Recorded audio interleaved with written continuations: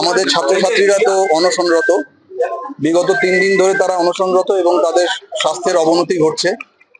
তাই আমরাও যারা সিনিয়র, এখানে আমার থেকে আরো অনেক বয়োজ্যেষ্ঠরা আছেন যারা তাদের পিতৃতুল্য মাতৃতুল্য, তো তারাও আর স্থির থাকতে না পেরে আমরা সমবেতভাবে সিদ্ধান্ত নিলাম যে আমরা একটা মাস রেজিগনেশন দিলাম।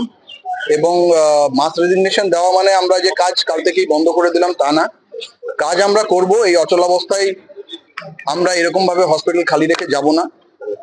কিন্তু অ্যাট দি সেম টাইম এই মাস রেজিগনেশন আমাদের দেওয়ার অর্থ হলো প্রশাসনের কাছে একটা বার্তা পৌঁছে দেওয়া যে আপনারা অ্যাটলিস্ট এসে যারা আন্দোলন করছে, যারা অনশনরত, তাদের সাথে একটু আলাপ আলোচনায় বসুন। এই অচলাবস্থা, ছেলেরা জয়েন করেছে, জুনিয়ররা এমার্জেন্সি কাজে জয়েন করেছে, কাজ চলছে, কিন্তু এরকম ভাবে 7টা ছেলে এখানে আরজি করে, আজকে আবার 7টা ছেলে সকাল 9টা থেকে আন্দোলনে বসেছে। নর্থ বেঙ্গলে অনশন চলছে, এই জিনিসটা তো চলতে পারেন। আমাদের ছাত্ররা অনশনে বসবে, তাদের শরীর দিনকে দিন খারাপ হবে, এটা আমরা সিনিয়র হয়ে মেনে কি করে নেব? তো সুতরাং যাতে এই অচলাবস্থা কাটে এবং প্রশাসন যাতে খুব তাড়াতাড়ি ওদের সাথে একটা আলাপ আলোচনায় বসে এই জরুরি অবস্থা, অচলাবস্থার একটা সমাধানের চেষ্টা করে, সেই জন্যই আমাদের এই মাস রেজিগনেশন। প্যারালালি আমরা অন্যান্য মেডিকেল কলেজের ফ্যাকাল্টিকেও অনুরোধ করব তারাও যেন এরকম একটা পন্থা বেছে নিয়ে জুনিয়রদের উৎসাহিত করেন, জুনিয়রদের এই বার্তা পৌঁছে দেন যে আমরা তোদের সাথে আছি। এবং অ্যাট দি সেম টাইম আবার আমি বলবো, হসপিটাল কিন্তু চলছে, ওরা তো জয়েন করেইছে। আমরা যেরকম লাস্ট 2 মাস ধরে, বিগত 2 মাস ধরে কাজ করে চলেছি, বিভিন্ন এমার্জেন্সি ডিপার্টমেন্ট, আমি স্পেশালি গাইনি, পিডিয়াট্রিক্স, ট্রমা, সার্জারির কথা বলবো, যেরকম ভাবে ওরা সার্ভিস দিয়ে গেছে সেটা মানে আনপ্যারালাল, সেটা একটা আমি বলবো কমেন্ডেবল একটা জায়গা। সেই জায়গায় থেকে কাজ চলছিল, কাজ চলবে, একসাথে আন্দোলনও চলছে, কিন্তু এই অচলাবস্থার যেন অবসান না। না, এটা একদমই সেলফ কন্ট্রাডিক্টরি হচ্ছে না। এই জন্যই বলে রাখি যে কোনো সরকারি জায়গা, সরকারি না, যে কোনো সরকারি বেসরকারি জায়গাতে একজন যদি বলে আমি রেজিগনেশন দিলাম বলেই তো সেটা আর অ্যাকসেপ্টেড হয়ে যায় না, that is subjected to acceptance.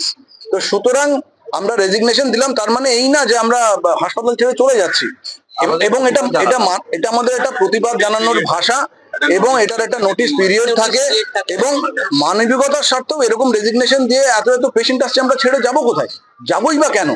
আমরা মানুষকে সার্ভিস দিচ্ছিলাম, দিয়ে যাব, এবং প্যারালালি প্রশাসনকে এই বার্তা দিচ্ছি যে আপনারা দয়া করে আসুন এবং কথাবার্তা বলুন। এই মুহূর্তে যদি বলেন নাম্বারসের কথা, আমরা যারা কনভেনশনে এসেছিলাম অলরেডি পুজো শুরু হয়েছে, বিভিন্ন জন ছুটিতে আছে, এখন নাম্বারসটা হয়তো খুব বেশি নয়, 40-এর উপরে হয়ে গেছে, অলরেডি ইটস রিচিং হয়েছে, এবং এর সংখ্যা বাড়বে, কেননা একটা হসপিটালে প্রচুর ফ্যাকাল্টিজ আছে, ওয়ার্কিং আওয়ার্স এর মধ্যে মিটিং হয়েছে, এই সংখ্যা বাড়বে। আপনারা এই লেটারে লিখেছেন যে প্রয়োজনে আপনারা ইন্ডিভিজুয়ালিও রেজিগনেশন দেবেন, মানে হ্যাঁ, আমরা এই যদি প্রয়োজন মনে হয়, যদি দেখি অচল অবস্থা কাটছে না, সুতরাং তখন আমাদের সেই ইন্ডিভিজুয়াল রেজিগনেশনও কিন্তু এগেন সাবজেক্টেড টু কনসিডারেশন। এবং আমি যদি আজকে ইন্ডিভিজুয়ালি রেজিগনেশন দিই, কাল থেকে আমি আসছি না, তা বলতে পারি না। অ্যাটলিস্ট 3 থেকে 6 মাসের আমাদের একটা ইন্টিমেশন দিতে হয়, তারপরে আমাদের resignation, that is subjected to consideration for acceptance. তারা তো অলরেডি কাজে জয়েন করেছে, কাজে জয়েন না করলে তো এই হসপিটাল চলবে না। দাবিগুলো পূরণ হয়নি, যার জন্য গিয়ে তারা কাজে যোগ দিলেও তারা পুরোপুরি ভাবে